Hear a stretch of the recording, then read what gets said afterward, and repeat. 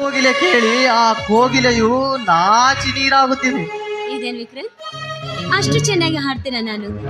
ವಿಕ್ರಾಂತ್, ಈ ಜನ್ಮದಲ್ಲಿ ಮದುವೆ ಅಂತ ಆದ್ರೆ ಅದು ನಿಮ್ಮನೆ ಅಂತ ನಾನು ಹತ್ರ ತೀರ್ಮಾನ ಮಾಡ್ಬಿಟ್ಟಿದ್ದೀನಿ. ವಿಕ್ರಾಂತ್, ನೀವು ನನ್ನ ಕೈ ಬಿಡಲ್ಲ ತಾನೇ? ಹುಚ್ಚಿ, ಆ ತೀರ್ಮಾನ ನಾನು ಎಂದೋ ಮಾಡಿದ್ದೇನೆ.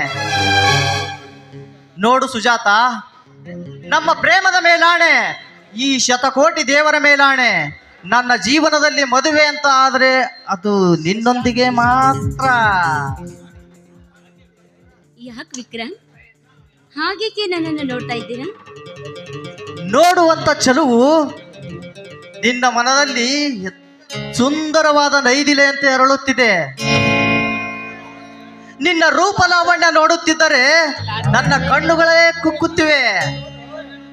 ನಿಜ ಹೇಳ್ಬೇಕಂದ್ರೆ ಈ ನಿನ್ನ ಸೌಂದರ್ಯವನ್ನು ನೋಡುತ್ತಿದ್ದರೆ ನನ್ನ ಮನದಲ್ಲಿ ಕಾಮೋದ್ವೇಗ ಹೆಚ್ಚಾಗುತ್ತಿದೆ ಸುಜಾತ. ಹಾಗಾದ್ರೆ